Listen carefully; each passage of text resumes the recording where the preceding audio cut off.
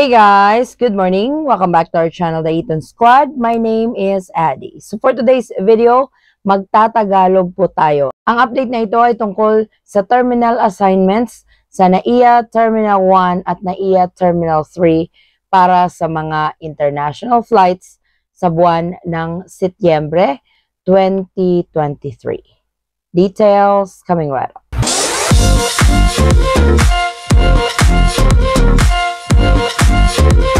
So if you are a foreign national watching this video, we actually have an English version of this. I will leave the link in the description box for your reference. So sa mga Pinoy na uuwi ng Pilipinas sa buwan ng Setyembre, ito po ang updated list ng mga airline kung saan lalapag at kung saan aalis galing ng Pilipinas. So alam naman natin na nagkaroon ng terminal reassignment ang mga airlines.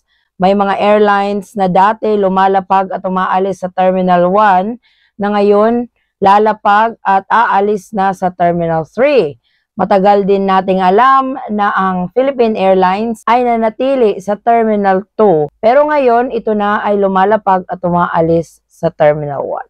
So ipapakita ko po sa inyo ang mga airline na na-relocate sa Terminal 1 at mga airline na na-relocate sa Terminal 3. Meron din namang mga airline na hindi umalis, na as is pa rin, na lumalapag sa Terminal 1 at sa Terminal 3. So gusto ko pong ibahagi ang impormasyon na ito para hindi po kayo malito kung saan po talaga ang lapag ninyo pagdating ng Pilipinas at para ma-inform nyo din ang inyong mga kamag-anak na susundo sa inyo na baka yung expectation nyo is sa Terminal 1 kayo lalapag. Sasabihan nyo sila na, oh, sa Terminal 1 nyo ako susunduin. Pero pala sa Terminal 3 na kayo kasi lumipat na yung airline na sasakyan ninyo. So, eto na ang mga airline na naka-assign or successfully relocated sa Terminal 1 at saka sa Terminal 3.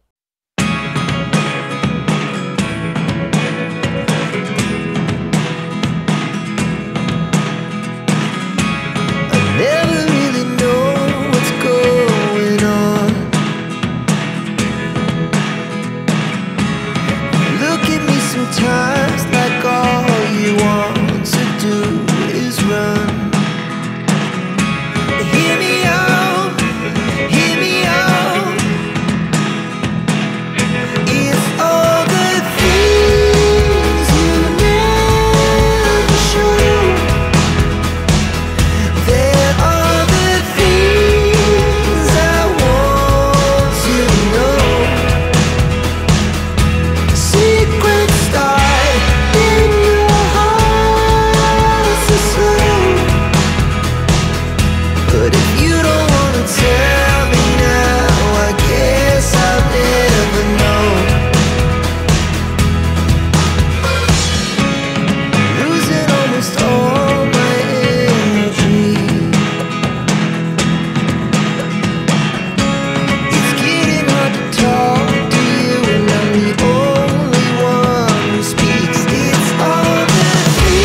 So sana po magamit ninyo ang videong ito as a guide kung saan ang lapag ninyo pag uwi ng Pilipinas at kung saan ang departure ninyo pag alis ng Pilipinas.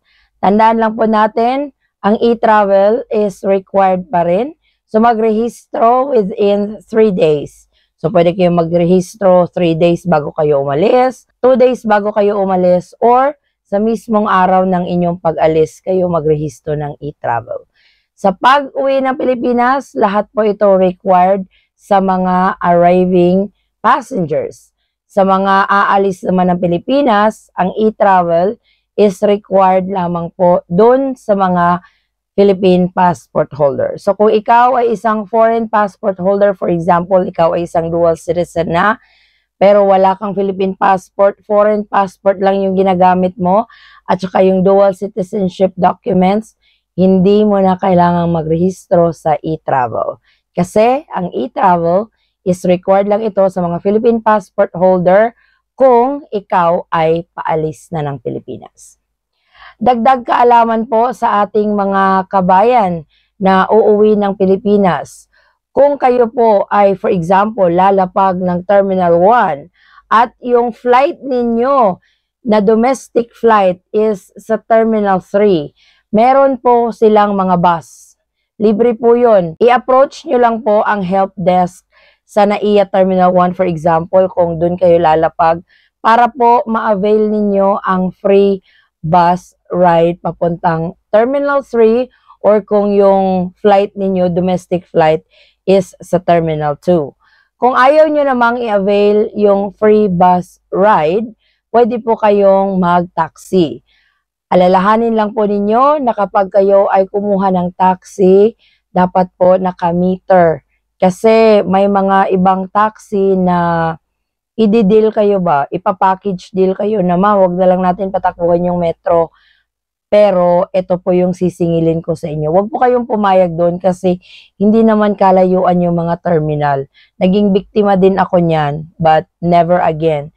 Kaya kailangan yung taxi na kukunin ninyo or sasakyan ninyo, dapat tumatakbo yung metro. Kung ayaw nyo naman sa taxi, pwede kayong mag-book ng Grab. Maganda talaga ang Grab kasi nakikita mo na kung magkano yung babayaran mo kung saan man kayo pupunta. For example, from Terminal 1 to Terminal 3, andun na yung babayaran mo. Pwede ka magbayad ng cash, pwede ka magbayad ng GCash, pwede naman yung debit card mo. So, yun po yung mga options ninyo. Lalong-lalo na dun sa mga kabayan natin na ang dating sa Pilipinas, yung madaling araw na. So, meron pa ring mga available na masasakyan kung lilipat kayo ng terminal para sa domestic flights ninyo. So palagi lang po tayong vigilante kapag tayo ay babiyahe, lalong-lalo na yung mga bagahe ninyo, huwag nyo pong iiwan, lagi nyo po itong dalhin kasi ang luggage ang pinakamadaling mawala or alam mo na yun, kaya dapat laging nasa inyo lang po ito. Huwag nyo pong ipatingin sa iba or huwag din kayong mag-volunteer na, sige, titingnan ko yung bagahe mo, kung may kailangan kang puntahan or pumunta ka ng CR, wag. Kailangan talaga maging vigilante kayo kapag bumabiyahe kayo kasi ang dami talagang loko-lokong tao ngayon sa mundo, mapasa labas ka man or mapasa airport ka man. So, dapat be safe lang po sa inyong pag-travel papuntang Pilipinas.